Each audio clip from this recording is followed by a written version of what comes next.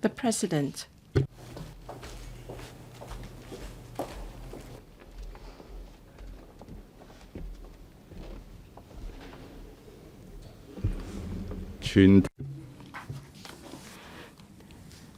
Council is in committee will continue to scrutinize the Appropriation Bill 2020. Mr. Kwok Wai Kwok. Good morning, Chairman. Good morning, members of the Council. I have the following remarks to say on the 52 amendments, and I'd like to respond to what the last speaker said yesterday, and that is Mr. Cheng Chung Tai. He said that FTU was distributing face masks because it has a factory and FTU won applause. Let me tell you, it's no simple task for us to run a mask factory because we are not in the business sector, and we need the assistance of different parties before the factory or the production line could be put together. Of course, we have volunteers who work very hard day in, day out to help us to produce the masks. I only had the opportunity to visit the production line last week, now that they are already on track. And then I saw that they need the help of many volunteers before they could succeed. We rely on the passion of volunteers, and FTU has been delivering drugs to the mainland. Again, we need the help of many assistants. So we are under pressure, but we also have to work very hard. It's not as simple as just winning applause. The pandemic has eased recently. The whole world hopes to see economic recovery very soon. Unfortunately, the riots in Hong Kong are now coming back. There have been many illegal gatherings breaching the prohibition, and last night there was vigilantism, insulting people holding different views. Well, the members who want people to burn with them, mention such things? Of course not. They do not read the news at all. Among the 52 amendments, from item 26 to 32, they are targeted at the police. Number 26, moved by Dr. Fernando Zhang, would like to cut the operating expenses up to $25 billion for the police force in the whole year, and $32, $300 million for the Marine Police, and $32, $100 million for maintenance and repair of special purpose police vehicles. Now,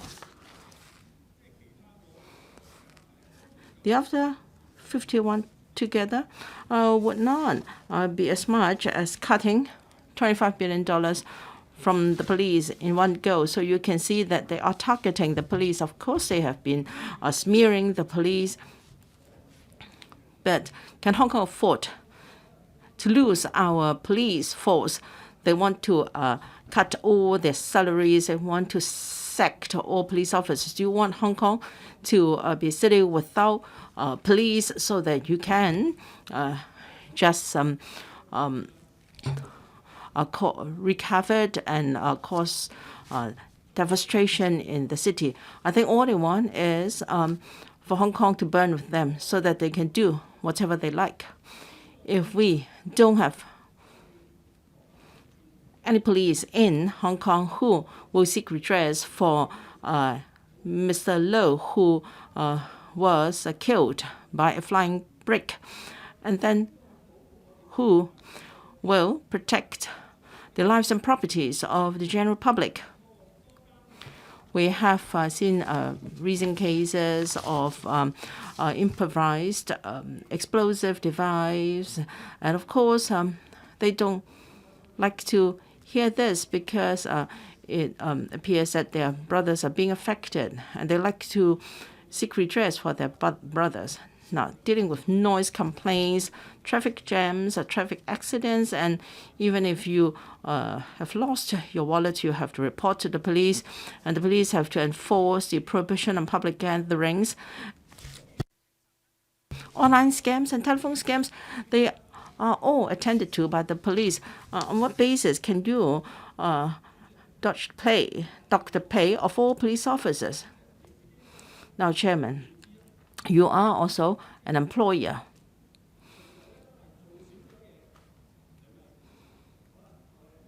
If your employees do not do a good job, you may deduct their pay or remind them.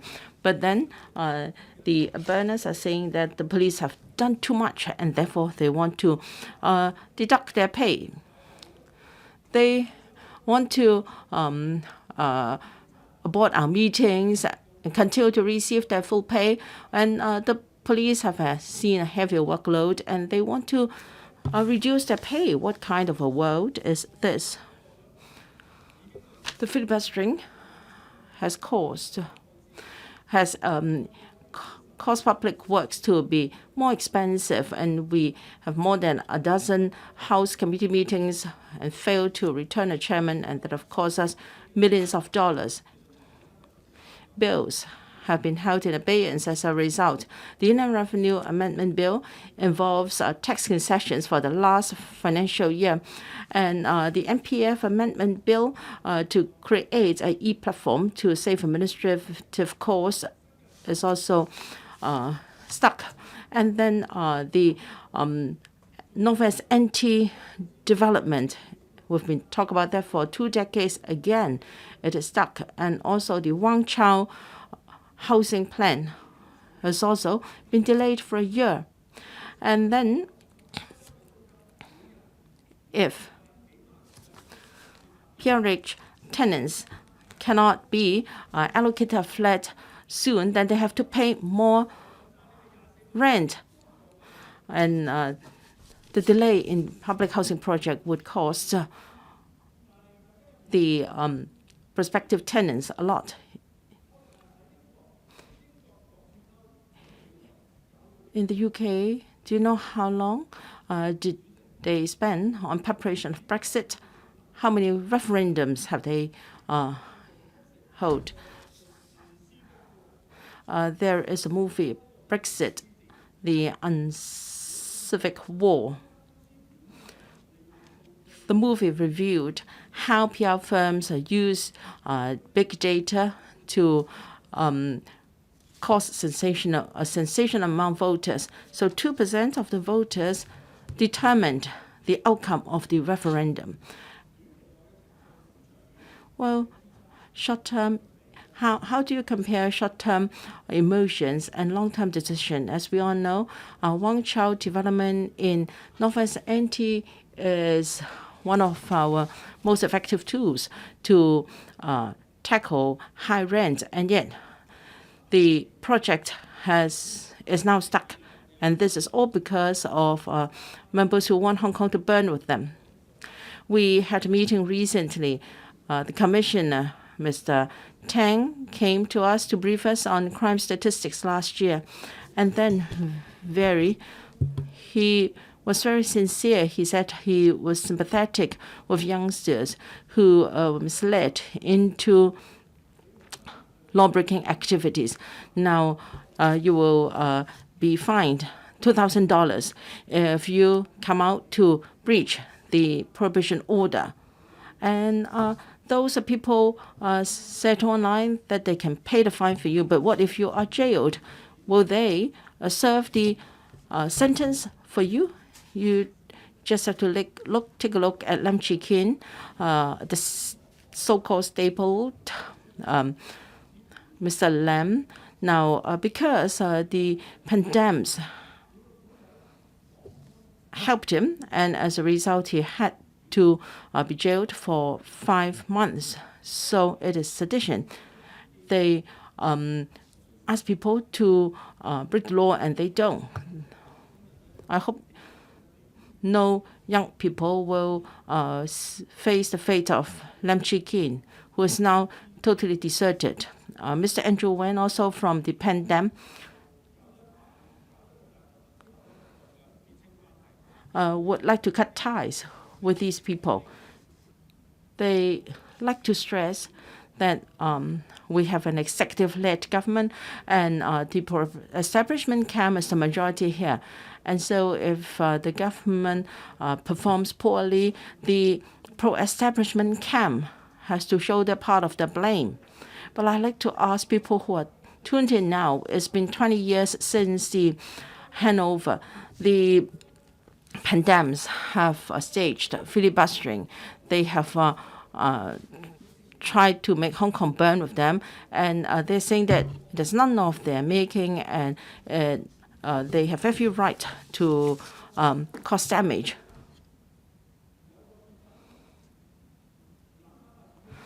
Now, even these members have said that they want to win 1/3 of the seats here. They want to have the veto power. But now they're saying that they want to run Hong Kong. They want to grab all the seats. Will that serve Hong Kong? Don't we want a vibrant economy? Don't we want our livelihood? Do you know how many people have lost their jobs when they have caused chaos in Hong Kong? Are we better off? And if we let these people to dominate this council, what will happen? 17 of the 18 district councils have the burners being the majority. And what do they do every day? They want to change the names of parks and to vent their pressure. And when there are police officers enforcing the law, then the district councillors will stand in front of the police officers saying that they would like to block the enforcement action by the police, and they want to investigate the police. And if we look at our amendments,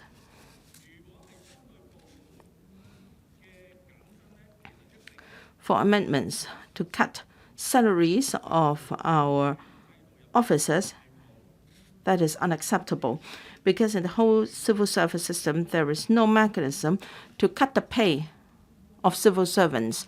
So for amendments that cut the operating expenses or salaries of departments and their officers, they are not really practicable. And as for cutting the pay of political appointees, yes, political appointees are different from civil servants.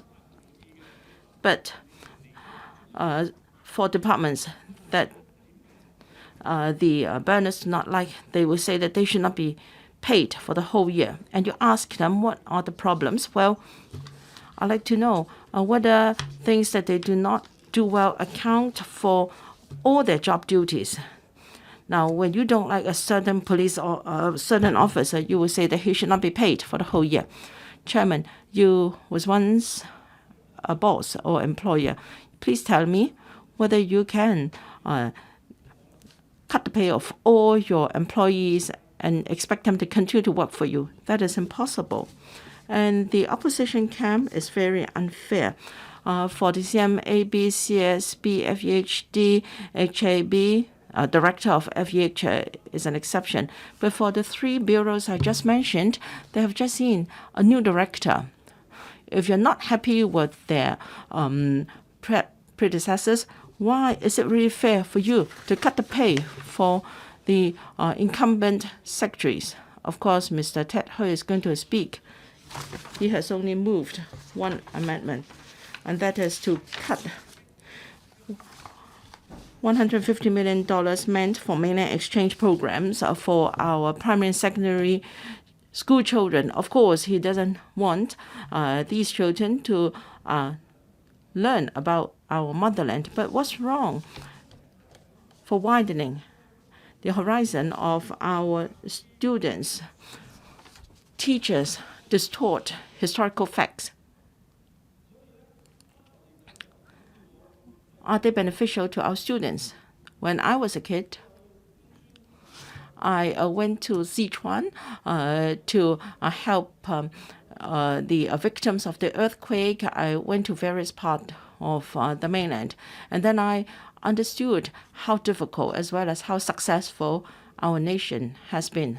I will for sure oppose this motion because our students should see more. And as for the Education Bureau, yes, it should be criticized because it has outsourced too many things. It cannot control schools. It cannot control teaching materials. It cannot control teachers when they distort historical facts. They have brainwashed and tainted our students, and they should be held accountable. I'm most concerned about how the Education Bureau is doing, how we can help students have yet to be brainwashed, and we should instill proper values and message into their minds. Thank you. Mr. Hui Chi-feng. Thank you, Mr. Leung. Well, just now, Kwok Wai-keung from the Federation of Trade Union criticized the opposition, the pandemics, and saying that we have destroyed Hong Kong. And I find it really ridiculous. If we have been doing so badly, how come we can win a landslide victory in the election of the district councils? How many councillors from your camp are left behind? Isn't election the best way to reflect popularity and support of the people? Well, he's gone now. He doesn't want to hear what I'm going to say. Well, they have not been baptized by general election, and they are the ones accusing us of destroying Hong Kong. And talking about the burn with us mentality, they always accused the pandemic as burners. But I'd like to talk about people's view. I have been in contact with a lot of people who told me that Hong Kong people would rather suffer than enduring such an unbearable government which supports the police to exercise brutality on our own people. Well, these are the views of the general public. And he even mentioned that if the Democratic camps have got all the seats in the legislative councils, what will happen? Well, what will happen? We have the support of the people. And if we can be returned in the district councils, then we can reflect people's view. Are you saying that what we have to do is just to follow the party line?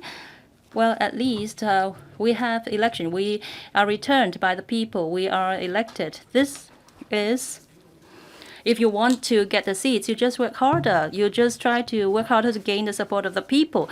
How come you're just criticizing us for gaining the seats and taking the seats from you? What's the problem of the burn with us mentality?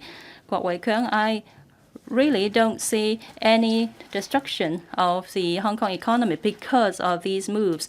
The yellow economy is doing very well. All the yellow ribbon shops are thriving, and a lot of people feel that this is the essence of Hong Kong. This is a free economy, and this actually reflects the views of the people, and there's no problem with it. You are accusing us because this kind of economic profits, you do not benefit from these economic profits, and that's why you are unhappy, and that is why you keep accusing the so-called burners. And you even mentioned about the district councils. What's happening to the district councils? In the Middle and Western District councils, we were having a meeting there, and then before the meeting, only 12 hours before the meeting, we received information from the DAB that the Home Affairs Department that a venue would not be available. That was the Central and Western District Council. They just informed us 12 hours before the scheduled meeting time and told us that the meeting venue would not be available. What kind of attitude is that? What kind of working performance is that? They are antagonizing the people. And what's worse is that they just they did not give any explanation. The district officer just shut himself up for 6 hours in his office, and he refused to meet the press or to give an explanation to us in public. This is what's happening in the district councils, and this is what the government is treating the publicly returned councillors. So that meeting was aborted, And originally, we planned to talk about political reform and the reform to our political structure, and also what are we going to do with police brutality. And we were going to discuss these issues at that meeting, and also about how the police had hurt the public in various incidents, such as on the 12th of June. I hope that the Hong Kong people understand very well that this is what we are facing. This is what the government is, this is how the government is treating the publicly returned district councillors. And look at what the loyalists are doing. They are actually not helping out, and they're just accusing us.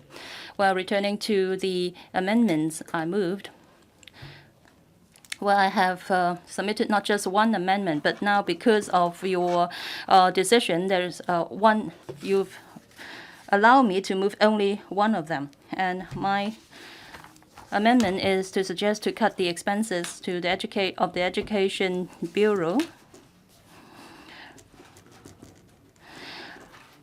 $115,000. $150 million to the Education Bureau for the exchange programs to the mainland. Well, there's no problem with exchange programs.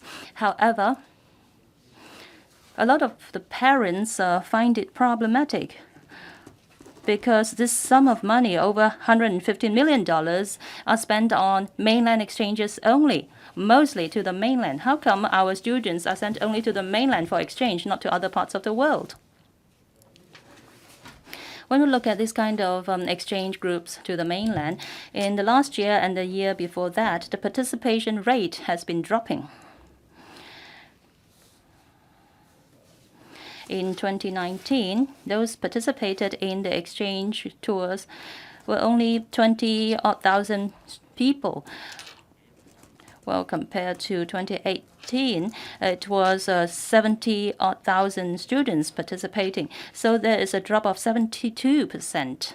I don't know what kind of logic is that. Why do you still have to add provision and resources to this kind of activities, which is evidently not popular among our students? Well, I asked the Education Bureau, but their answer is like that. They said that because these activities have been affected by the pandemic. Of course, I understand that because of the pandemic, people don't want to go to Wuhan or any parts of China, so they avoided joining this kind of exchange programs to the mainland. However, the Education Bureau also said that it's because of the anti-extradition bill. But then, why are schools affected because of that? Why did the schools decide not to go or not to organize these exchange programs to the mainland anymore because of that? Well, if mainland is doing so well, why did the school cancel these trips? They should have arranged even more trips for students to go to the mainland and see how good mainland is doing. Well, my observation is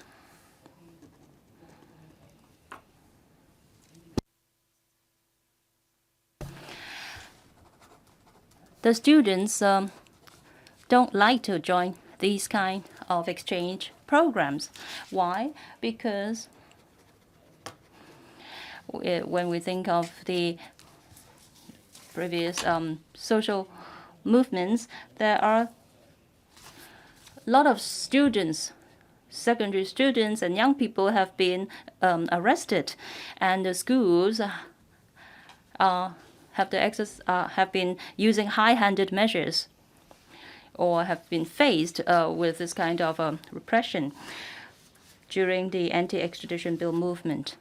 For instance, students were not allowed to sing the songs for supporting this movement. In the school campus, they were punished for that. And also, remember, students or young people had to line up at the order of the police officers and sometimes to squat down in order for the police to search them.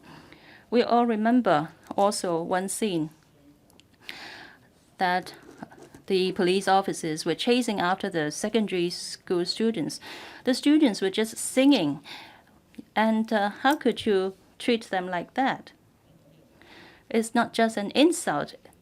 It's actually to destroy their future, to shut them up behind bars. We all remember these scenes. How could you expect the students to still participate in these exchange tours to the mainland?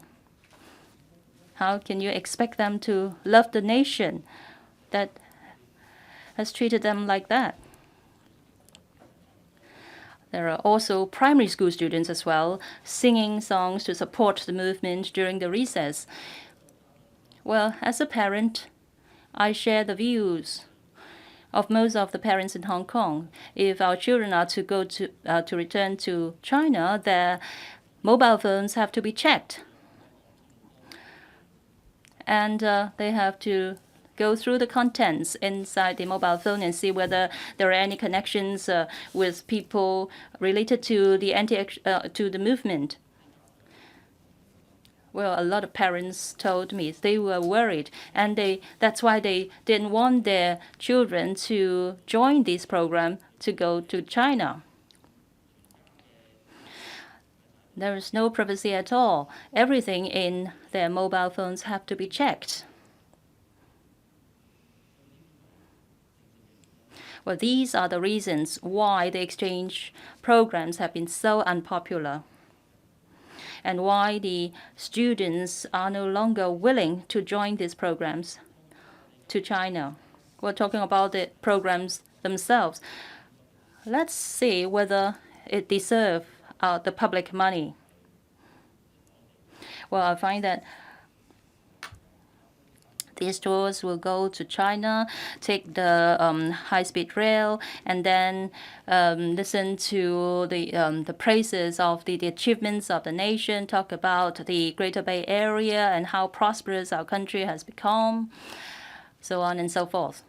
Isn't this brainwashing? Isn't this just highlighting the achievements and the good deeds, but hiding the bad ones?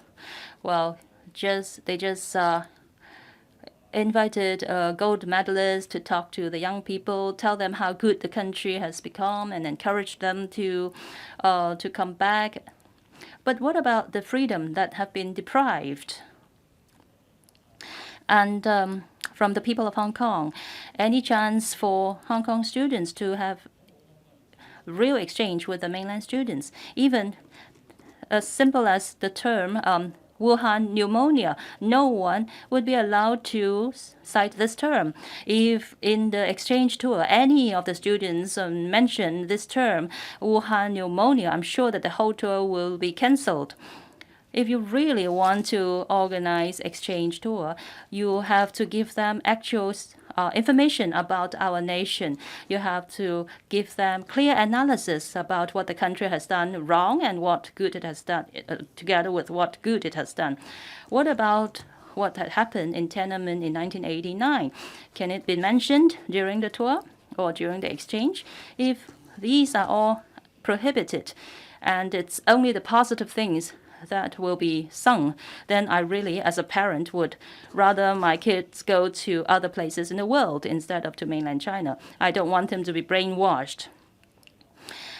Real patriotism is based on the objective analysis of the person himself. Students, even though at a young age, they have their own judgment. They will have their own observation and analysis. If this is just a one-way brainwashing tour, who would like to go? Well, I think this is not public money well spent. Of course, in this day and age,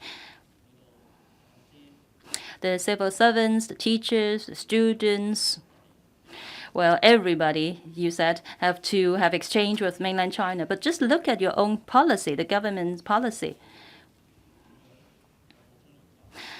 The Central People's Government is interfering into Hong Kong's affairs through the liaison office. They are depriving Hong Kong people of our freedom, and that is exactly why we feel so disgusted about the CPG. And that's why we really don't want ourselves or our children to have any kind of exchange with the mainland group. Well, this is the only amendment that you allowed me to move. Well, anyway, I'd like to take this opportunity to tell the people of Hong Kong that in the appropriation bill, there are a lot of public money that are not going to be well spent. And there are a lot of government departments and offices do not deserve any more of our public money. Thank you, Mr. Leung. The Honourable Charles Walk. Mr. Chairman, in this session, I would like to talk about Head 21, that is the C's office, as well as Head 135, that's in relation to the Innovation Technology Bureau. So my talk would focus on the above-mentioned points. Chairman, I think yesterday you were sort of being picked at. Your younger brother had the same name, a common one, as the one involved in the factory getting the $300 million business in the production of face masks. I think you were right to say that nobody should take any words on their face value. Well, then the question before us is that, does it mean that if others don't talk about it, and then we should have faith in others? Now, if the government doesn't say a word, then does it mean that we should have confidence in the government, thinking that when no news, it's a case of no news is good news? I think that's the approach adopted by the pro-establishment camp. Starting from yesterday, lawmakers and reporters received the reusable masks manufactured on behalf of the government. Well, I picked two heads. I think you can then understand why members would like to cut expenditure under a number of expenditure heads. $800 million have been set aside for the production of reusable masks. In February, the FC scrutinized the anti-epidemic fund request. We just got some scanty information for the request of $800 million, as if $5 million per word. I think you should have put in more words, even though they are superfluous, so as to put up to show us that you are putting in efforts. But then the Secretary for Innovation Technology told us that no worries, we are working on it. Now, what happened? He has left his post, and still we don't get much information. At the time, the outbreak of the epidemic was serious. So in the light of the seriousness of the crisis, we gave approval to AEF 1.0. Lawmakers have always been persuaded by the administration to have faith in the government. We should vote for the request, and then we were shortchanged. I have the same experience. I voted for the motion, and later on we easily found that we had been deceived. Now, we can't easily vote against any proposals. The liaison office threatened that we would pay a price for voting against a particular motion. Should we then blindly vote in favor of the government's proposals, as if we are discharging our duty, our accountability to the people of Hong Kong? So we are clear about the absurdity in the governance in this city. We ask questions, they are not answered. Even if they try to answer, the answers are not clear enough. If you try to have confidence in the government temporarily, we will soon find that something would go wrong. Now, $360 million for the production of the masks. But we don't know why the place of manufacturing as well as the manufacturer's name have to be kept so secretive. There may not be a problem, there may not be an issue, but unless you give us an answer, we can't tell whether everything is fine and proper. When we ask you, why can't you give us the information? You can't simply dismiss our questions with the excuse that you need to be quick, you need something is urgent, is expediency. But won't you agree with me that everything is urgent, everything needs to be done quickly? Now, yesterday it was said that there was this worry that there would be speculation in the materials involved, or the exporting countries would impose restrictions on the materials exported. And that's why you don't want the prices of the materials to go up. But then I think someone in the know can easily tell what materials are involved. An ordinary citizen can do so, a manufacturer can tell what are involved. Now, if you say that there are export restrictions, we're talking about millions of masks.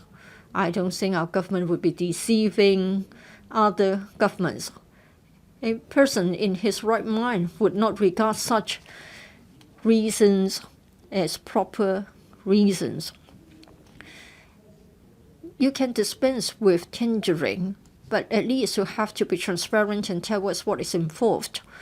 Now, there was a media press release telling us that 2 names were not involved in the production. So just like a teacher asking a class of pupils, John, did you do that? No. Paul, did you do that? No. Then by elimination, you will find out about the person involved in something naughty. So does it mean that we have to go after the manufacturers and try to eliminate those names that are not involved? So I think this is laughable. And in fact, thanks to Head 21C's office, and in fact we got a post of the Facebook. I think they were trying to get political mileage. She went to inspect the production line.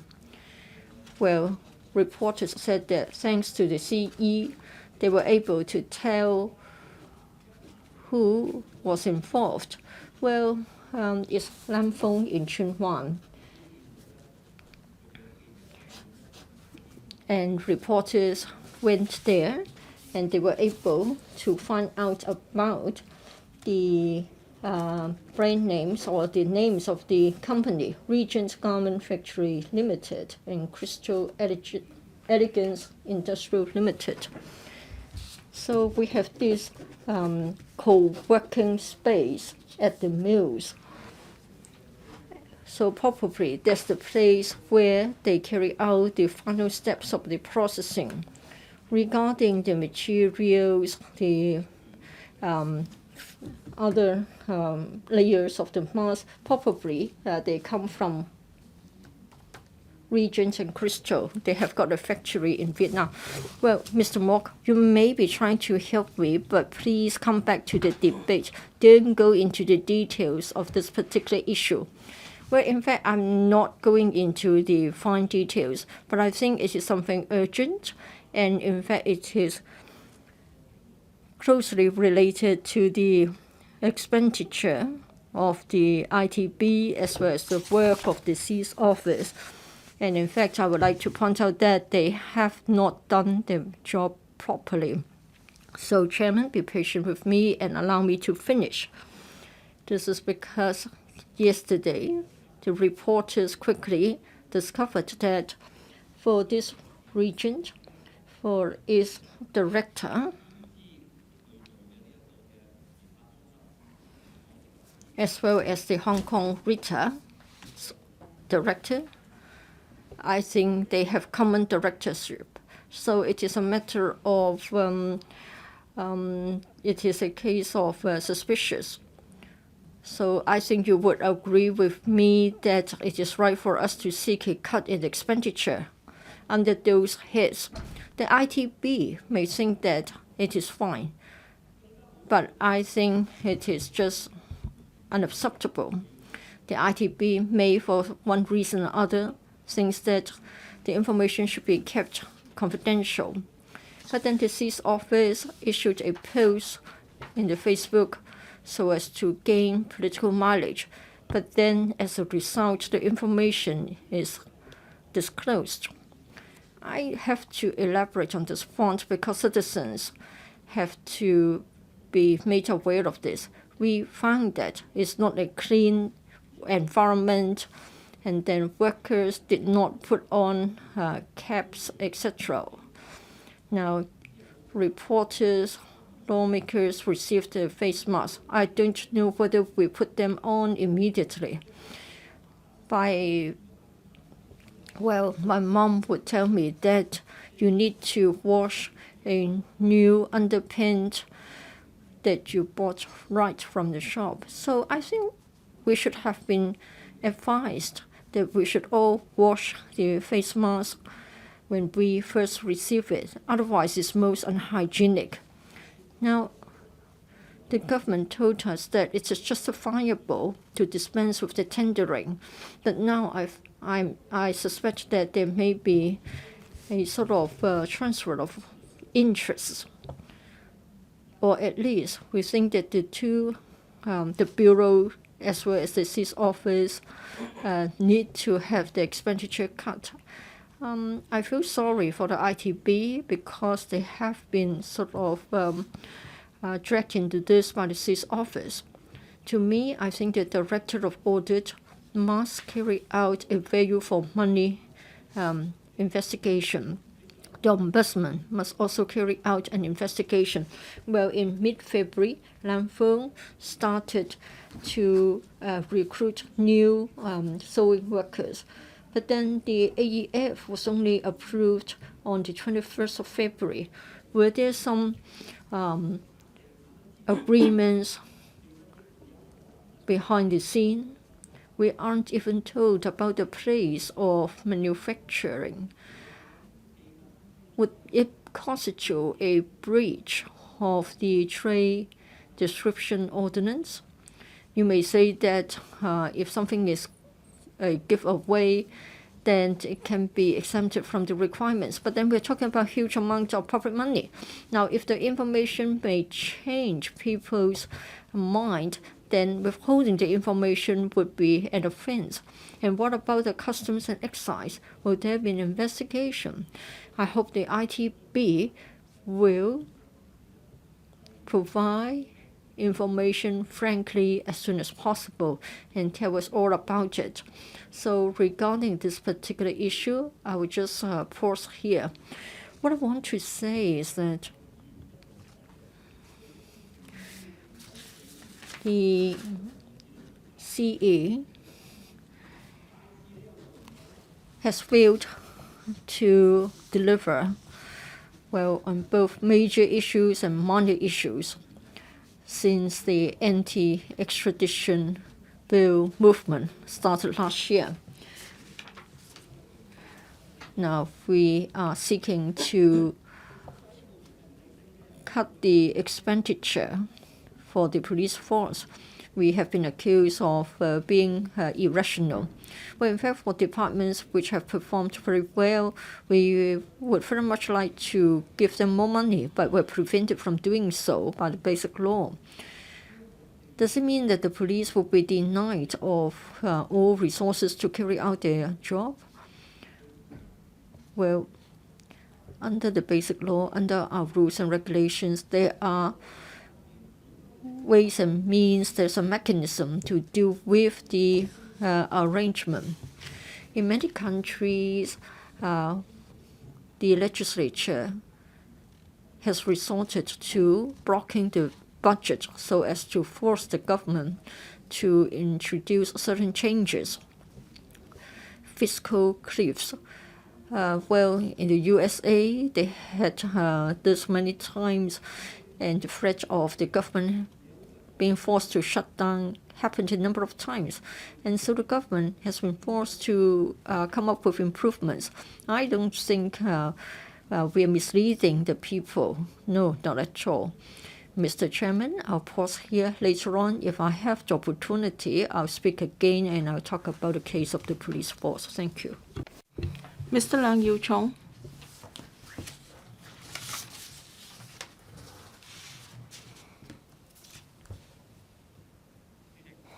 Chairman, 16 members have moved a total of 52 amendments to the Appropriation Bill 2020. And many of the amendments involve expenses for the Hong Kong Police and the C's office.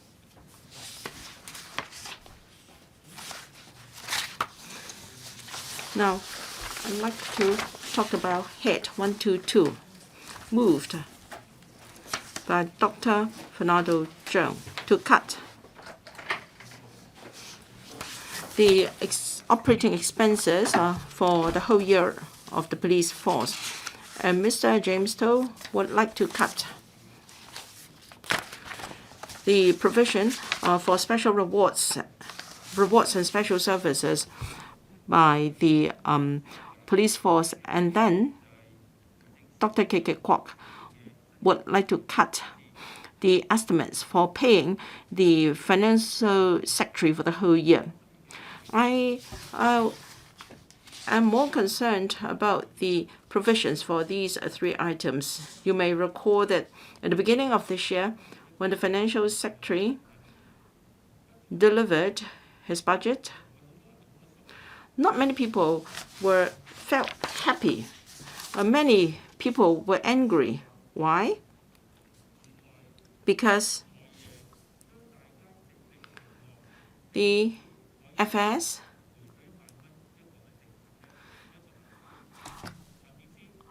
paid no heed to the public's aspiration that the $10,000 cash handout for everyone in Hong Kong would be a separate item.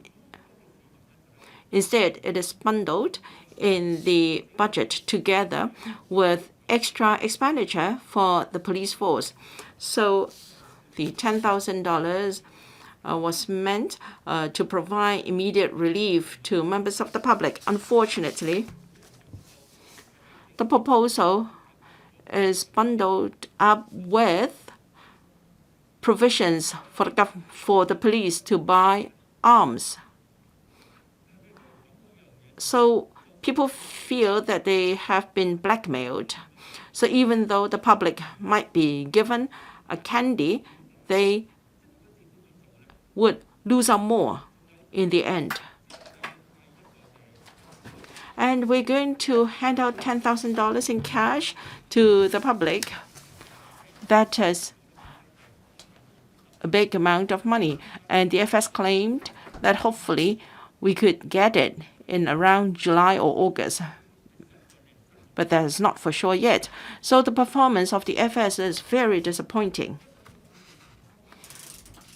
Now, if I think it is impossible for them to do this without anyone's notice, because we have an open society. For the police, for the coming year's provision is up 25% from last year, amounting to $25.7 billion. And $2.6 billion would be spent on crowd control, public activities, and also plans to control unrest. And $76 million will be spent on buying 6 armored vehicles and 2,500 or so positions will be created with that money. In the past year or so, we have seen violence on the part of the police. When members of the public see a police officer, they feel scared. They are frightened of being arrested or being prosecuted and even beaten up by the police. Yes, last night, if you have watched the media, you will see that a young person has already settled the bill after taking a meal, and then he got a summons from the police for illegal gathering. However, he was able to produce his bill to show that he was there for a meal, but he was fined all the same. So isn't it abuse of power or arbitrary arrest? Many people say that if police violence is to continue, they'd rather not have that $10,000, because once the budget is passed, the police will have a huge amount of money to procure equipment they need to suppress the public. And how can that be? Many people would like us to vote down the budget. But as we all know, in this council, the loyalists are in control of the whole council, and as a result, we are just a rubber stamp. For sure, the budget will be passed. I think Mr. Charles Mock made a very good point. The purpose of our moving amendments is to pressurize the government, hoping that the government can negotiate with us so that we can come up with policies that are more in tune with what the public wants. But because of the making of this council, because the pro-establishment camp are the majority, we're only doing our very best to move amendments. The government couldn't care less. It turns a blind eye to all our aspirations. While we still have the opportunity to speak here, we must make the most of this opportunity to let the public know, as well as the officials know, though they may choose not to listen, that their policies are really against the wish of the public.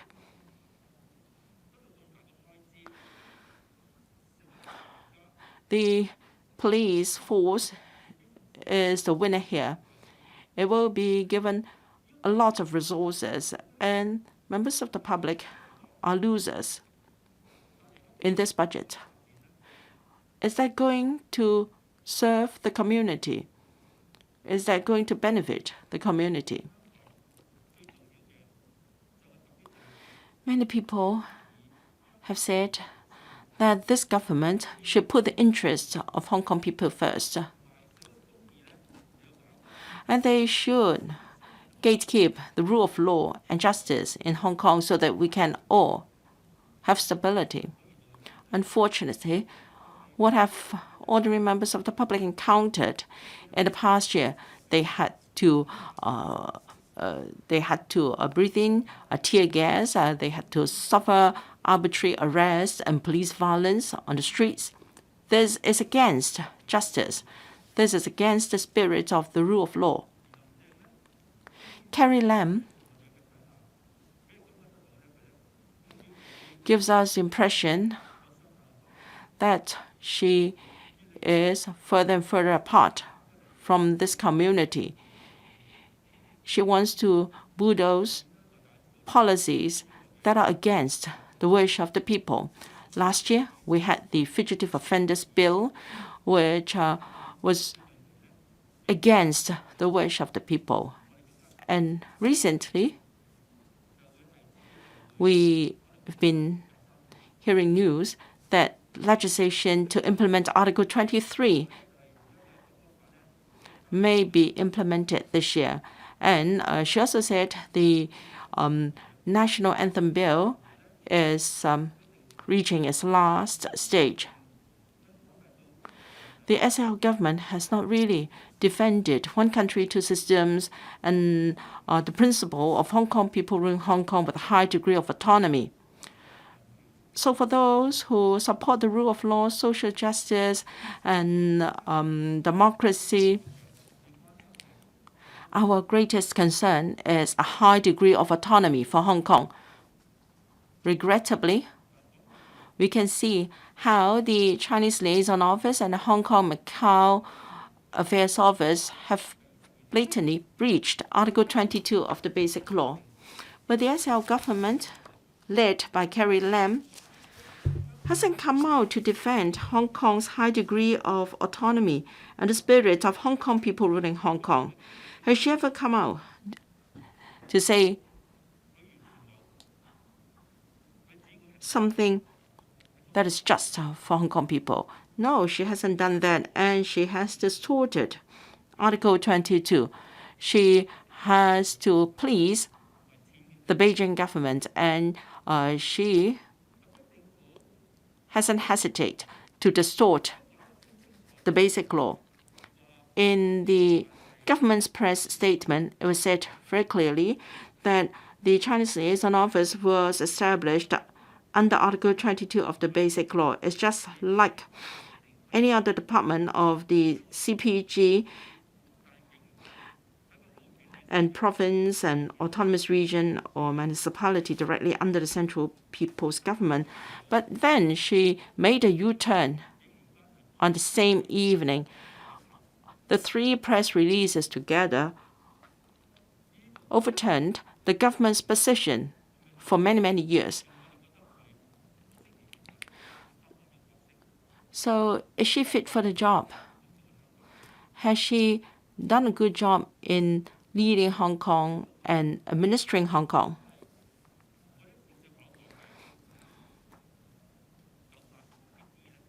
It's really true that the government will always be law-abiding. We are very worried, Chairman. We allow the Chinese Liaison Office to play such a role in Hong Kong. What will be the future operation of Hong Kong like? Now, officers of the Chinese Liaison Office are supposed to abide by laws in Hong Kong. Will this continue to be effective? Will they continue to abide by the laws of Hong Kong? These officials have been commenting on Hong Kong affairs and matters. In fact, the most important point for the handover is a high degree of autonomy for Hong Kong. That is apart from defense and diplomacy or foreign affairs. All matters will be handled by the Hong Kong SL government. How come the HKMAO and our liaison office can continue to interfere in matters of Hong Kong?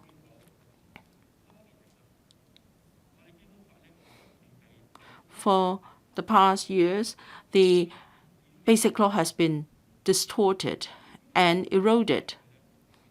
So how are we going to proceed? We rely on the SL government as well as the chief executive to defend our position. But is this CE still up to this job? We have been asking for democratic elections, and we want a fully accountable election system so that when the CE is no longer supported by voters, she or he should step down. In her campaign, the CE said that when she was no longer accepted by the people of Hong Kong, she would step down. Is she doing that now? No, she is still in office. And shamelessly, she is asking money from us. When the Wuhan pneumonia broke out, healthcare workers knelt and begged that our borders be closed, and then we will have more resources for our healthcare system so that we will not see a repetition of what happened during the SARS outbreak. But Carrie Lam turned a deaf ear, and healthcare workers were asked to reuse PPEs. Now that the situation has stabilized, in a press briefing, Carrie Lam said that she had to save up PPE for our healthcare workers. And then the healthcare workers came out to say that they were never given any CSI face masks. That means Carrie Lam was again lying. Should we pay such a chief executive? Should we allow money to be given to such a government? Different sectors have been hard hit by the epidemic, and more are now out of job. The 2 rounds of AEF failed to help the unemployed. We don't want to pay the police force because we want more money for social welfare, and we should set up a fund to help the unemployed. Your time is up. Wu Chi-wei. Thank you, Chair.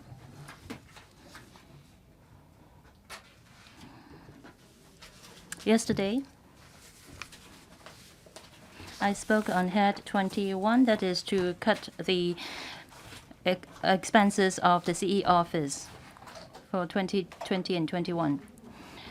I pointed out that the CE, well, Mr. Wu, you have a mobile phone with you. Please move it aside. No, it's not mine.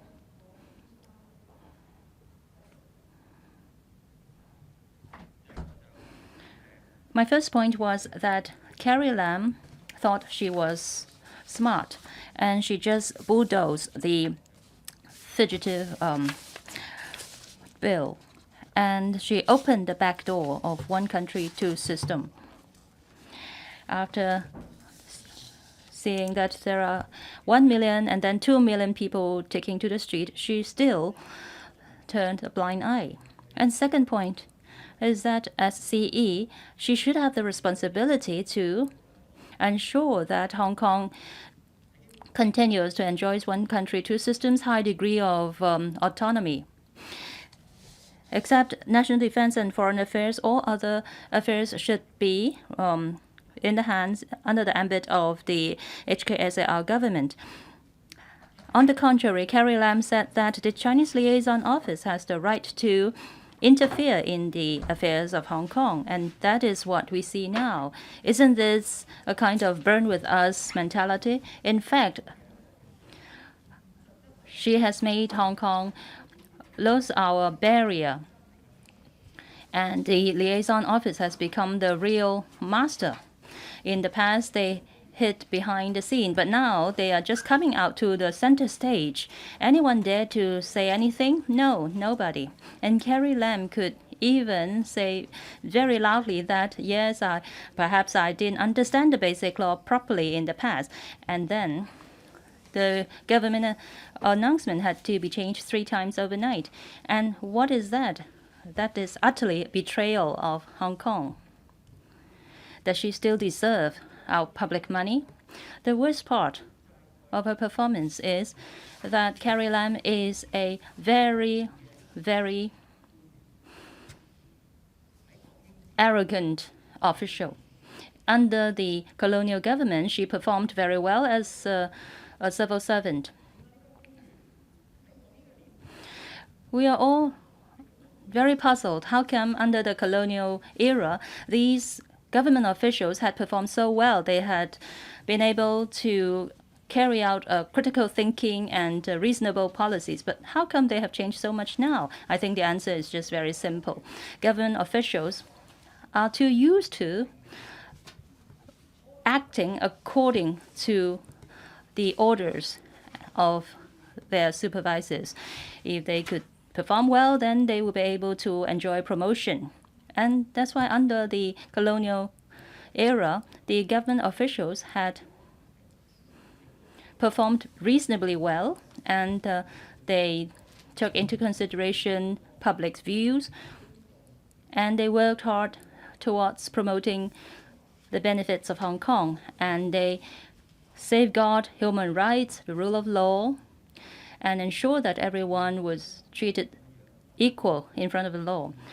But what we're seeing now is completely the opposite. Even our legal system is beginning to serve the government only, not the people of Hong Kong.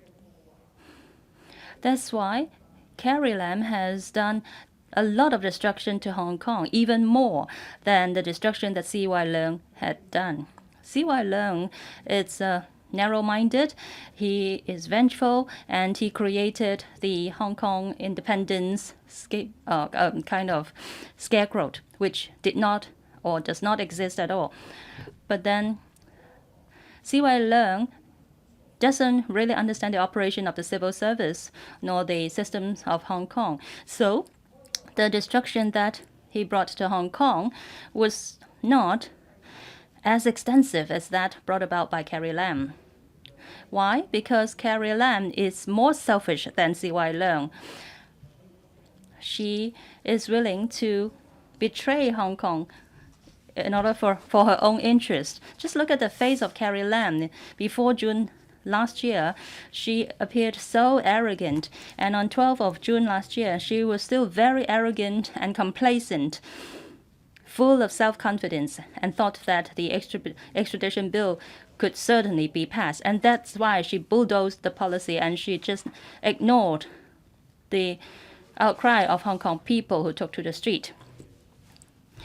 Until the time when the central government put pressure on her and forced her or asked her to make sure that this get done, she didn't have the political wisdom to untie the knots and to shelve the extradition bill. She just used a kind of linguistic hypocrisy, saying that this has been withdrawn or the bill is dead. All these kind of gimmicks to dodge the problem. However, a government will not be respected without integrity. When people do not have trust in you anymore, and what you have written in black and white can be overturned, and you can just say that I did not have a correct understanding of the law at that time. Well, how can you get the trust of the people of Hong Kong? From June to September, during this period, you would find that Carrie Lam was still undecided. However, after be granted an audience by Xi Jinping, she became over complacent. Why? Because she could return to her old tricks, that is, to perform as the government and as an official, and then just work according to the orders of the master and carry out political tasks given to her. The Hong Kong government, Hong Kong officials, government officials, born and raised in Hong Kong, she had seen or witnessed the growth of Hong Kong. I think government officials, you all know about Hong Kong. You are you well understand the core values of Hong Kong, I'm sure. Don't you know that one country and two systems are what is vital to Hong Kong? Don't you know that if you want Hong Kong people to have peace of mind, you should try your best to defend the interference from the central government? Before 2003, Hong Kong people had high hope and great trust in the Central People's Government, even higher than that of the SAR government. Why? Because at that time, the central government restrained itself in interfering into Hong Kong affairs. In 2008, Beijing Olympic was held. At that time, Hong Kong people had great sense of belonging to the nation, and that was the record high. Only 12 years have lapsed. When you go to the street and ask the people of Hong Kong, especially the young people, or the middle-aged, or the elderly,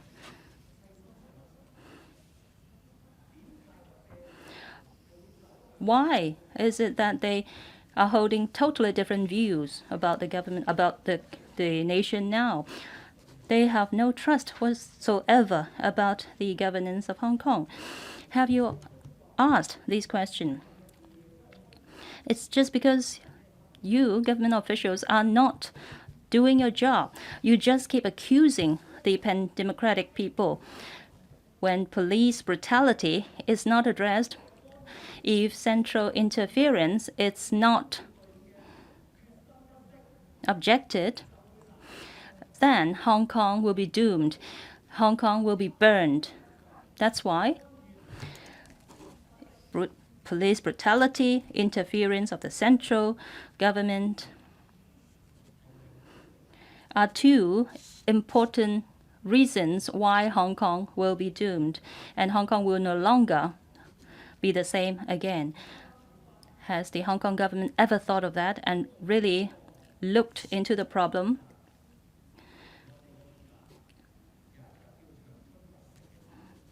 Looking back to history, I learned that there was a war on mainland China about the it's in Changchun. At that time, the Communist Army locked down all supplies into Changchun. Roads were blocked. But then what did the government official do? What did the army do?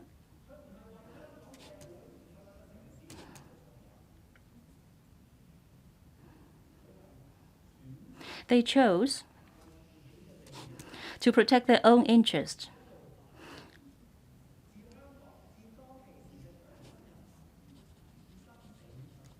They just turned a blind eye to the starvation and the suffering of the people of Changchun. They just safeguarded their own interests. And that is exactly what the Hong Kong government is doing. Hong Kong people have gone through such a long and traumatic period. And we all hope that the government would change its mind and stand by the people. However, what is the choice? What is the decision of the Hong Kong government? They have decided to side with the police force. They have decided to support the brutality of the police. They even asked for more provision for the police force so as to buy more weapons to fight against the people of Hong Kong. And that's why we see the police going to the shopping malls, dispersing the crowd. The people are just singing or gathering peacefully in the malls or on the street. And then they got dispersed and violently chased by the police. There was a clip showing that a motorcyclist carrying a kid behind him passed through a police officer, and he cursed the officer when he passed by. Nothing happened at that time. However, after he reached home, the police went up to his home and arrested him. Well,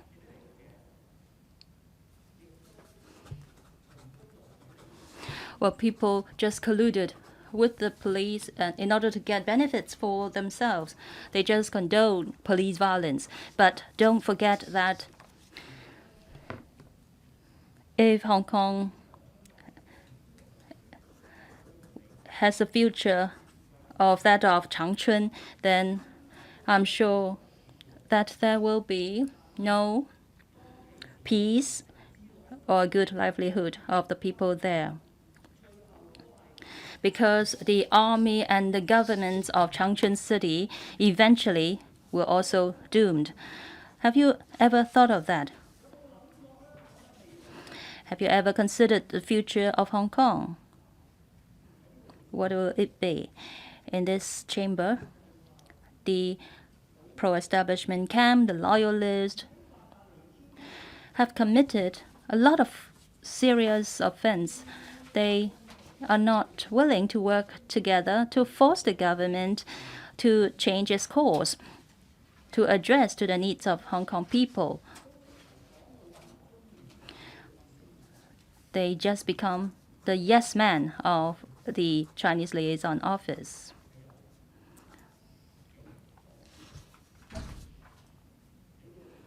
Well, they said that the police brutality is just a result of the acts of the protesters.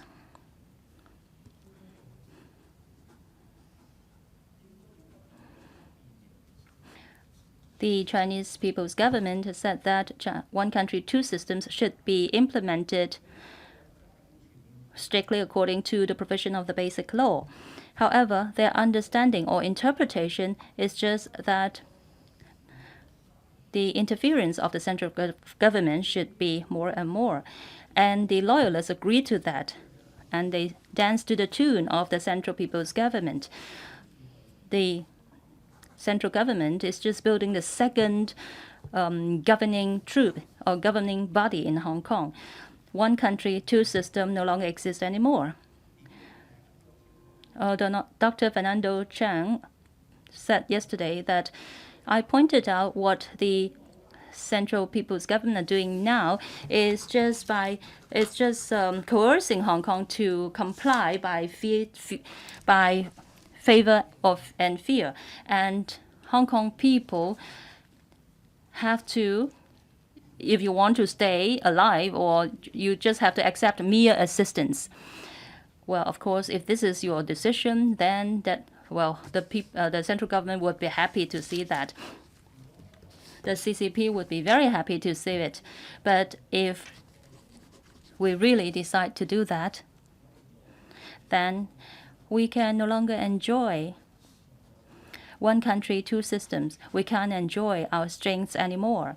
And Hong Kong will become the same as other cities of mainland China. So Hong Kong people will stand united and fight against it till the end.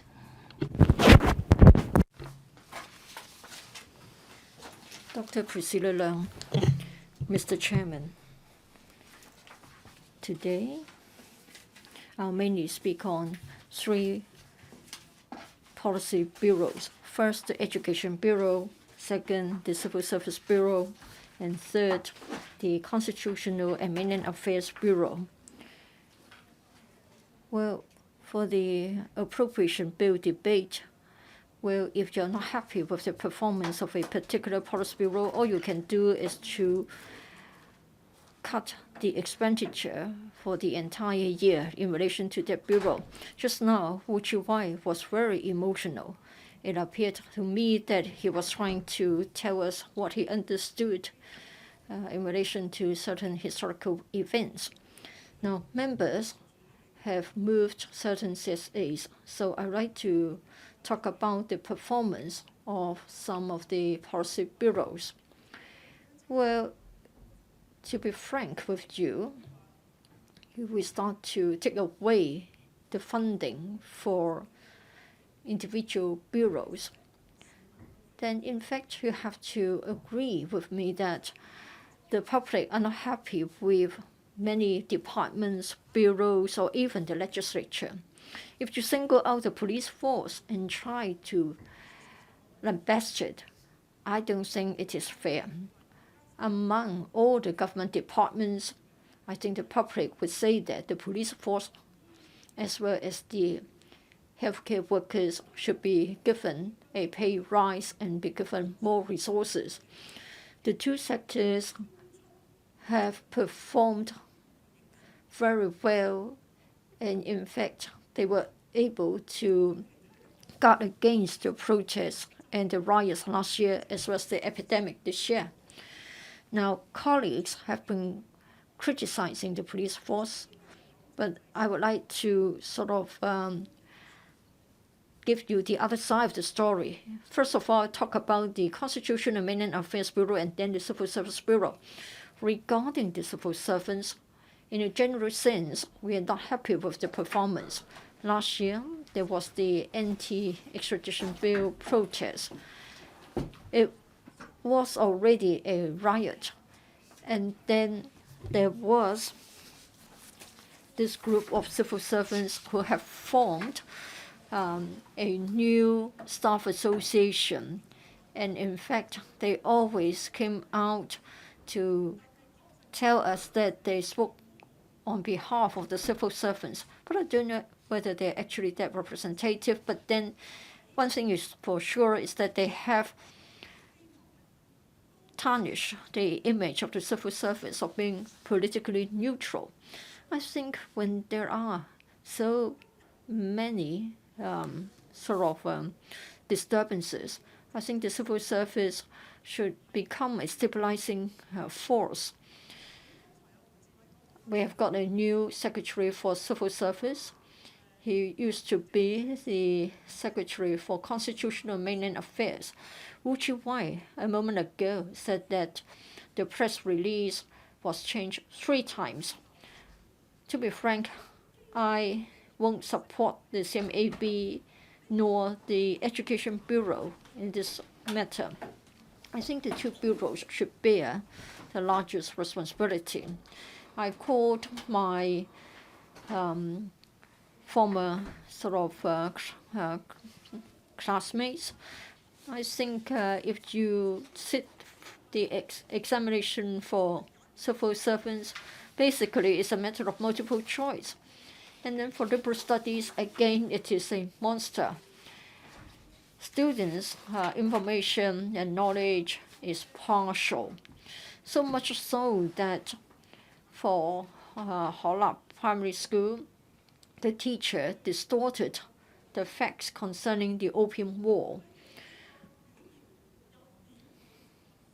So I don't think they have lived up to the expectations of the public. Yesterday, Dr. Helena Wong compared the Hong Kong government's performance with that in Macau. She also compared the CE in Macau with our CE in relation to the anti-epidemic efforts. I just want to point out that in Macau in the year 2009, they already introduced a piece of legislation to safeguard national security. What we want to say is that for one country, two systems to succeed, it takes more than one-sided efforts or efforts on one party only. Now, the liaison office has been speaking up quite frequently lately. Unfortunately, we haven't got anybody from the CMAB nor anybody from the Education Bureau. I hope in future the CMAB would no longer commit similar mistakes.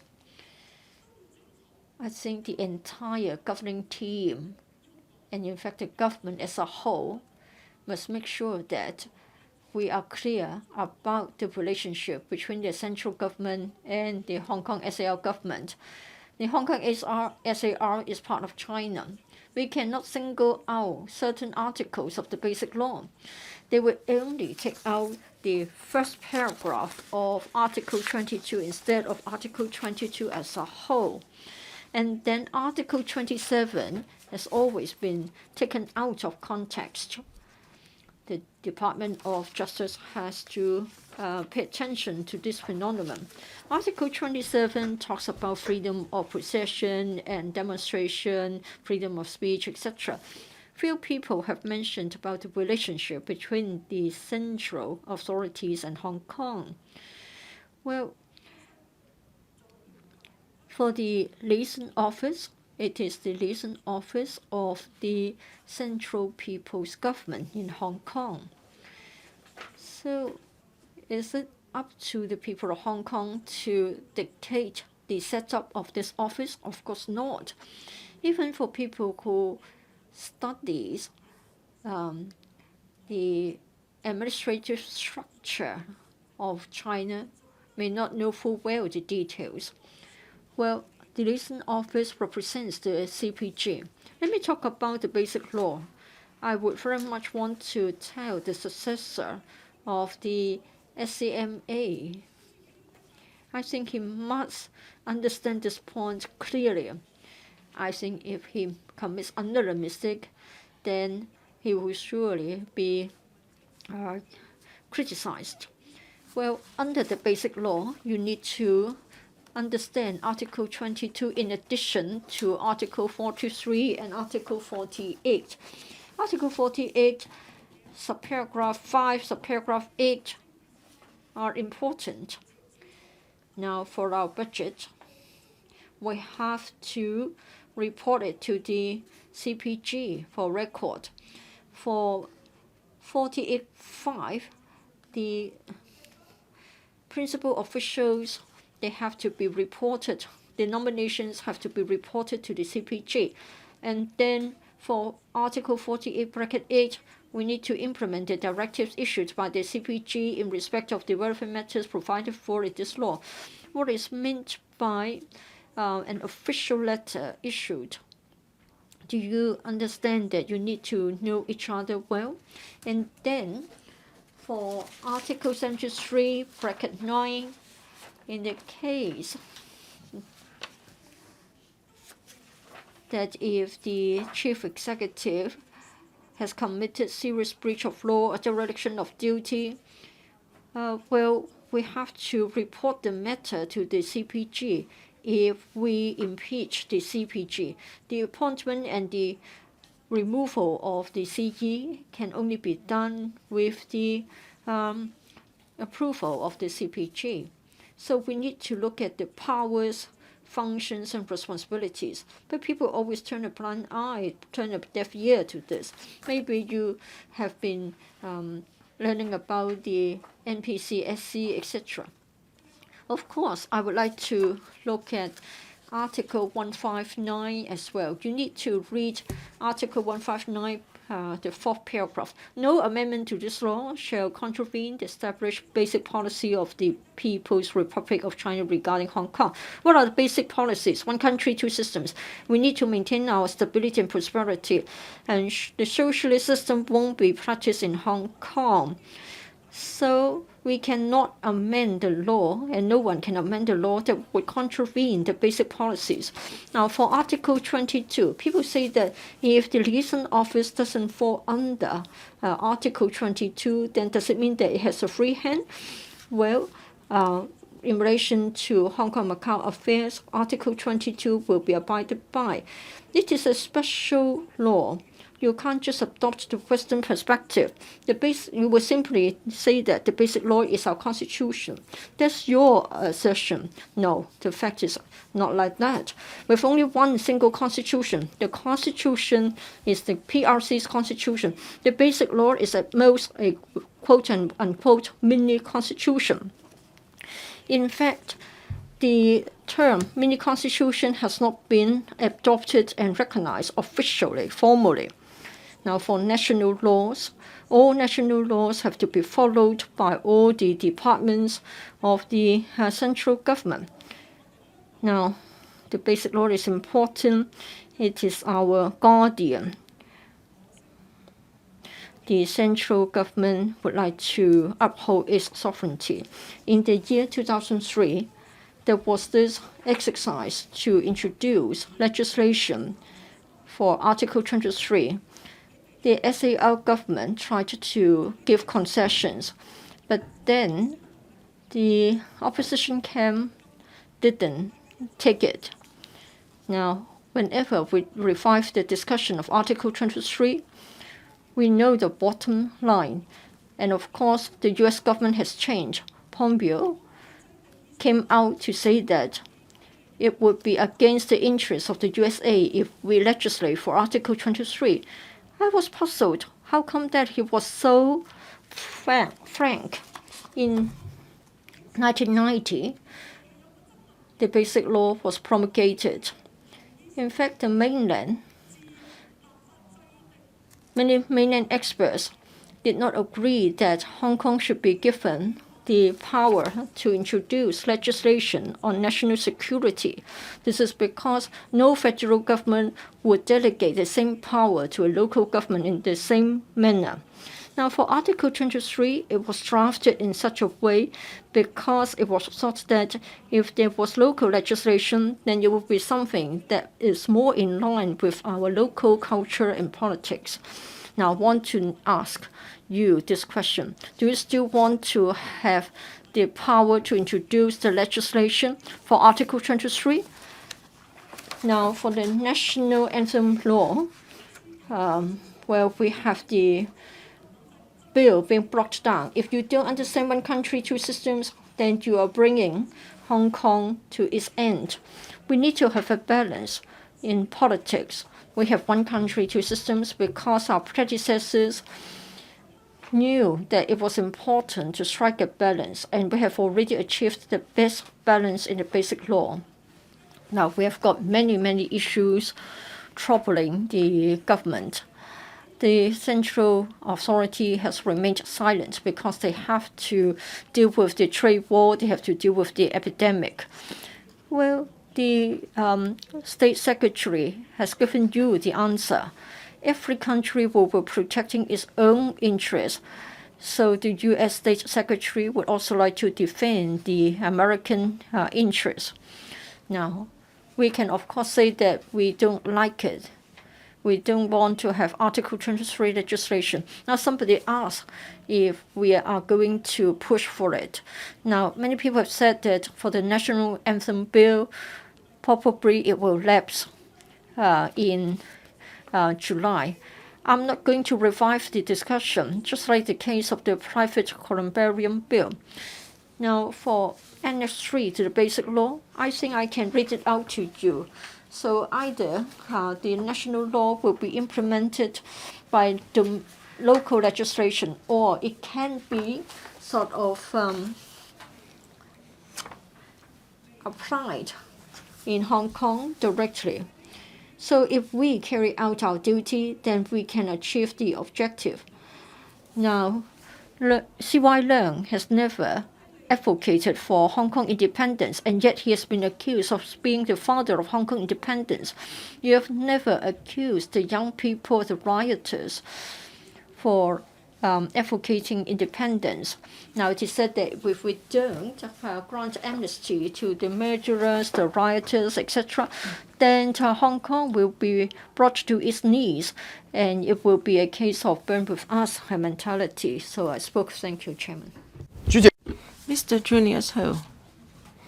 Chairman, the Pandems have moved 52 amendments involving 62 hits. And the money involved is roughly $30 billion.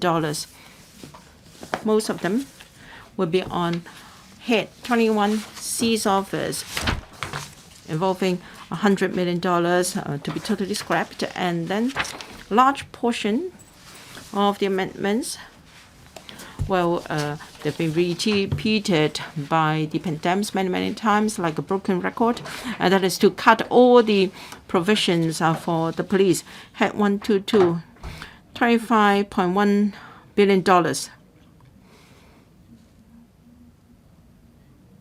Fernando Cheung and his team members will then, as a result, cut the police provisions by almost 99.6%.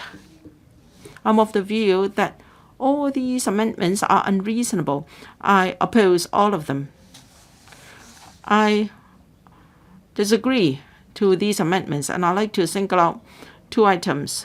Now, this provision for the C's office, where every year they want to cut the $100 million or so for the C's office. Because from the perspective of the opposition camp, all CEs are their enemies, regardless of who is in position. They say that they want to exercise their minority veto power. They are the significant minority, and they want to exercise their veto power to drag down the executive government. Now, this year, the mainland commended our police force for exercising their duties in a dedicated manner, and they called our police the Black Ops. They have not cut ties with rioters.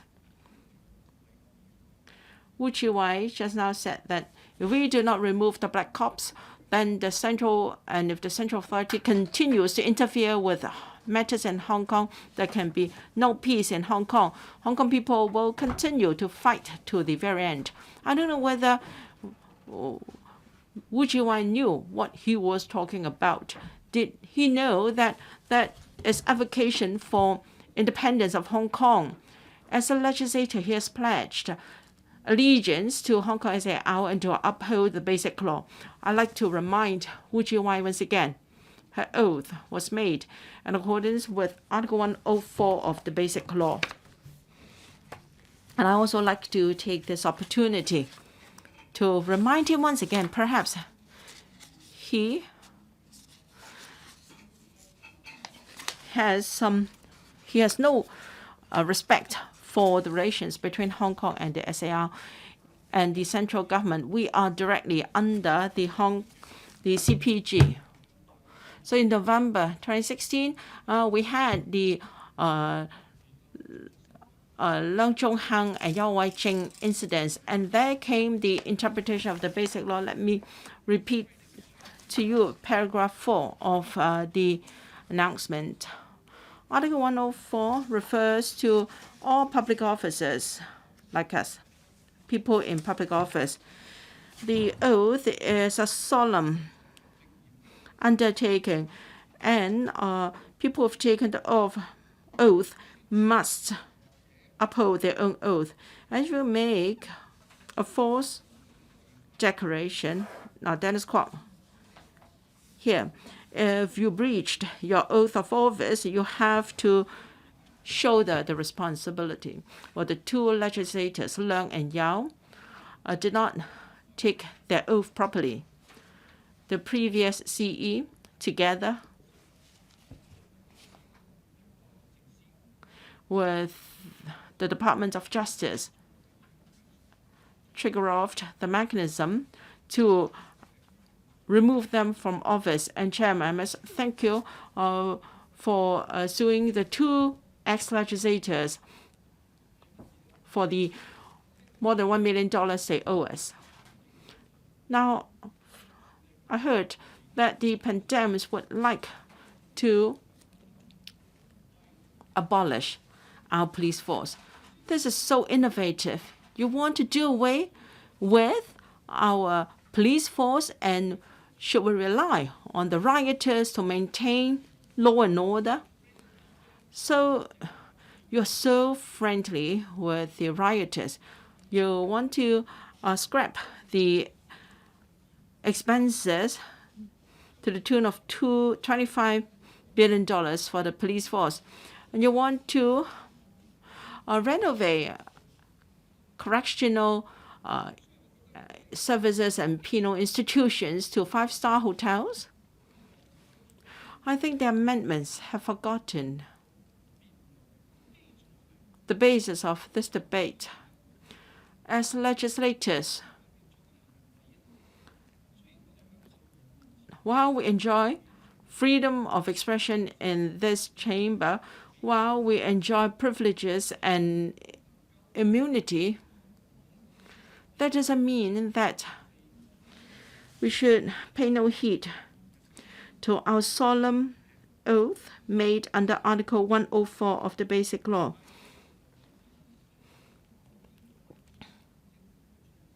If you find that some government policies and performance of some departments are not up to standard, you can just voice out your views and advise the government to do better. But if you have overstepped yourselves, please don't think that you can do whatever you like. You have to go by the rules of the game. So, to the opposition camp. Now, you talked about Hong Kong people, solidarity among the people of Hong Kong. Who are you talking about? Are you talking about the so-called brothers, rioters, and you want to burn with them together? You have not ruled out the possibility of asking Hong Kong to burn with you. You embrace this mentality. The spokesman of the State Council said yesterday that if we do not remove the rioters in Hong Kong, there can be no peace. Article 12 of the Basic Law says that Hong Kong SAR shall be a local administrative region of the PRC, which shall enjoy a high degree of autonomy and come directly under the Central People's Government. Perhaps you've not heard Mr. Chairman mean very clearly. We come directly under the Central People's Government. So the Basic Law is our mini constitution, and Article 12 is very important. The Central People's Government shall be responsible for the constitutional order of Hong Kong. It has to bear the greatest responsibility for ensuring national safety and to safeguard the fundamental rights and freedoms of Hong Kong. So For the sake of Hong Kong, the only choice to tackle the rioters is to steadfastly say no to riots.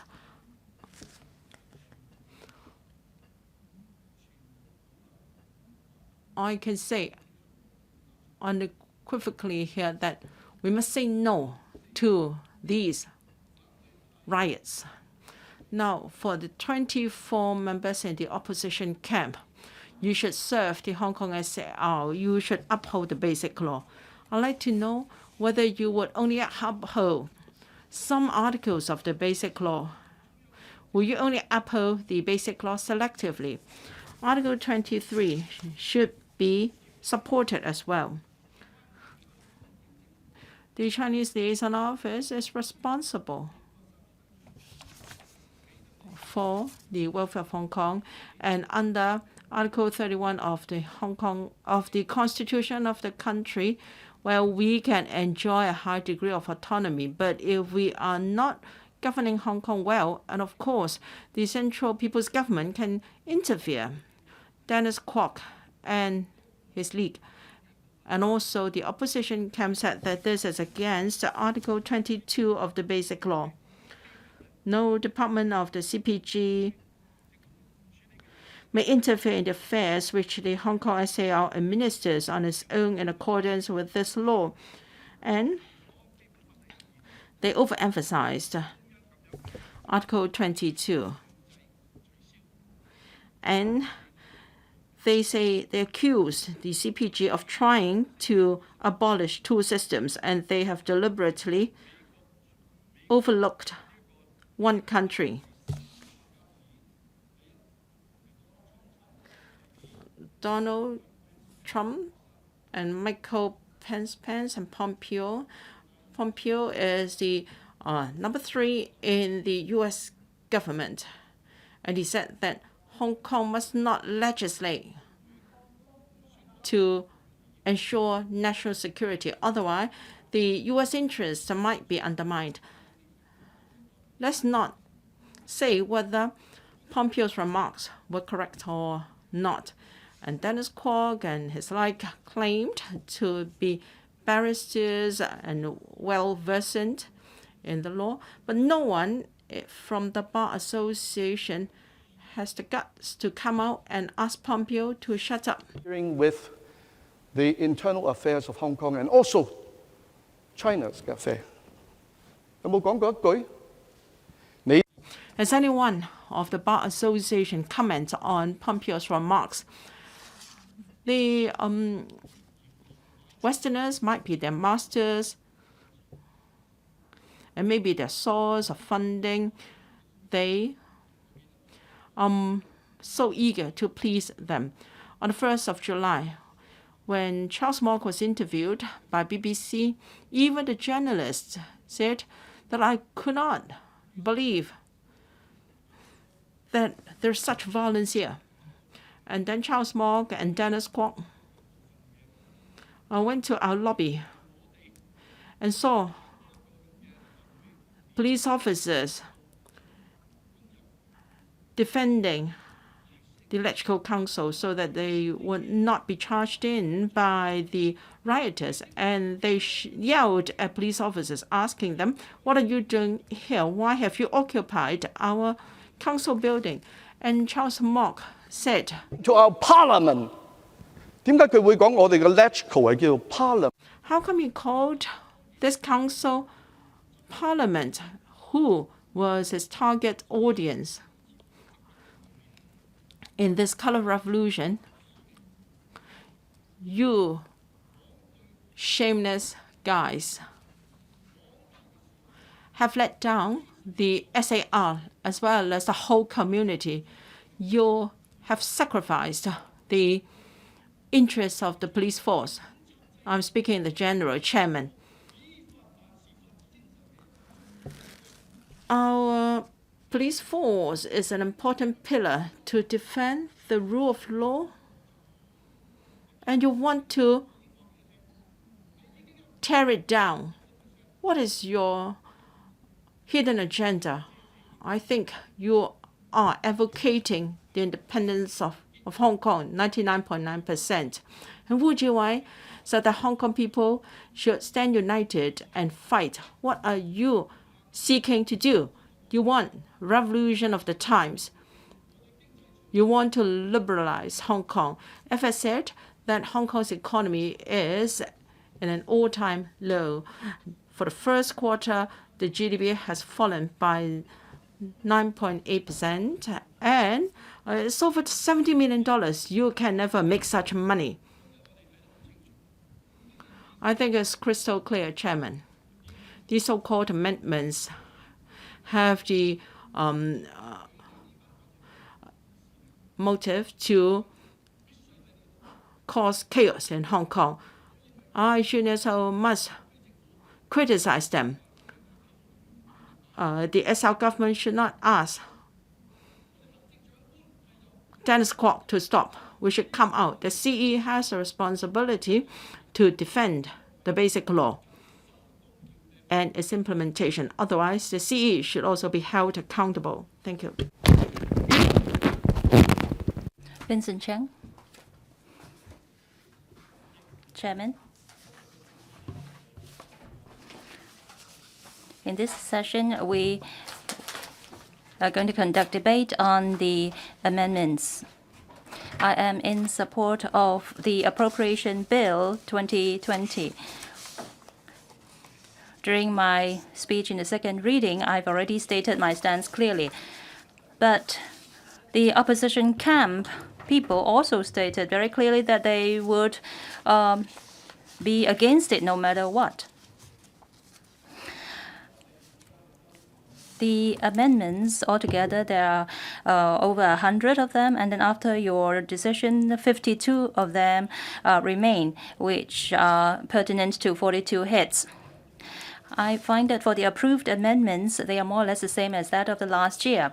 The opposition camps continues to speak against it, and they propose cutting of the operation cost and also salary and awards, etc., of the various offices.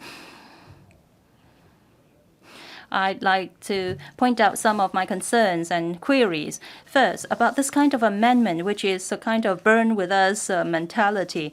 It is really pushing Hong Kong down the cliff. I've gone through all the amendments, and I find that basically, they are just proposing to cut the costs of the departments that they are not happy with. The obvious example is the provision for the police force, including all remuneration, salaries, equipment costs, etc. for the police force. This is a kind of vengeful movement. What they are trying to do, what they are trying to say is that they have to cut everything that is to be given to the police force. And it seems that they find that there is no use or they don't have to take any consideration about the law and order in Hong Kong. And who is to safeguard the law and order of Hong Kong? Hong Kong has been the safest city in the world, but then the opposition camp wants to cut provision to the police force. A city without the police force, what would it become? How can we ensure the law and order of our city? Who would be held responsible if we do not have the police anymore? This is actually a vengeful act, and it is really meaningless. If these amendments are passed, I think we are pushing Hong Kong down the cliff. Second, some of the amendments are really meaningless. I'm very curious about amendment under head 52. It says that they want to cut the provision for the Electoral Secretariat and also the Office of the Legal Advisor. Well, perhaps the opposition camp could explain why they want to cut the salary and cash allowance of the legal advisor. Is it because they don't like him? Well, at first I thought this was moved by Dennis Kwok. A few days ago, he criticized the chairman for seeking legal advice from external parties. And he said that, well, these external legal advisors do not know the operation of the LegCo. But then he said that our own legal advisor has the right and the responsibility to give advice to the chairman. However, they are now proposing to cut the salary of the legal advisor. This amendment was moved by Ju Hoi-dik, Pt3. Let's see whether Dennis Kwok will support or object to this amendment. Well, people give you advice. Of course, you don't have to agree to them all. However, it's meaningless or pointless to remove this person if you just don't like the advice that he has given. Well, I think under this logic, the first person that we should remove from office is the chairman of or the deputy chair of the House Committee, because he is not doing his job well. And well, Claudia Mo said in the LegCo, if we are able to get the majority seats, then Hong Kong will have a bright future. We will pay attention to the livelihood of the people, and Hong Kong will no longer suffer from poverty, and then there will be no poor people in the streets anymore. It really disgusts me. They even say that if they get the majority of votes in the LegCo, Hong Kong will become prettier and better and more beautiful with a brighter future. However, I think it will be exactly the opposite.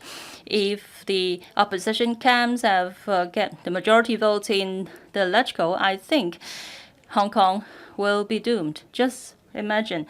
Just look at all the amendments moved by them. These are actually sort of personal. If they don't like someone, they just move an amendment to cut the salary for that person.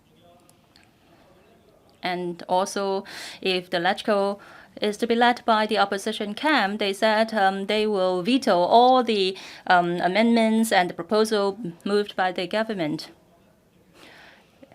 even the budget, etc. And they will force the CE out of the office. So this is all. We can see that they are all politically motivated. They try to create political crisis. And they are the one who reaped the benefits if the society has become unstable. Our economy has already been hard hit. And we don't need a crystal ball to know that if the opposition camp is to hold the majority votes in the LegCo, the LegCo cannot operate anymore. They will just stall all the processes and the procedures, and they are the one who call the shot. Well, if that is the case, it is impossible for the legislature to operate. If, for instance, Claudia Mo was the director of the Development Bureau, she would say that, well, I don't like this person. Go and find someone to check his building or his home. But she would not care what happened to her own home. There were also illegal construction in her own home. And she would just say that, well, I am a senior councillor and I should not be held responsible. This is double standard, and this is not the right way forward. Now they talk about 35+1 votes. Well, just look at what's happening in the district councils. It's a mess. Everybody knows about it. Have they been able to solve the people's livelihood problem, traffic problem? No, they do nothing at all every day. In the meeting, in the district council meetings, they just they are making a mess, and they just talk about political issues and not addressing the problem of the district or the people. Some of the important issues, they would just say that, no, we're not going to discuss it, and then we're not going to vote on this. This is how they operate. From what Dennis Kwok is doing, not returning the chairman of the House Committee for more than half a year, I think we can be very clear that if the opposition camp gets majority of votes in the legislature, we cannot operate anymore. It will be just like in 2015, there will be loads of opposition or amendments, and they will continue to conduct filibustering in this chamber. Well, people are still trying to incite hatred in our community. I think people are suffering. A lot of people have lost their jobs. Shops have been closed. And in the past weeks, we had no tourists from mainland. Economy is hard hit. So this appropriation bill must be passed, because the most important thing is that we have to distribute money to the needy people, especially the $10,000 that is to be distributed. I think we really need to pass the bill, and so that people can get the money sooner. We should not let these people obstruct our process. Well, we will stop the meeting for a while. It will be resumed at 11:15. 11:30.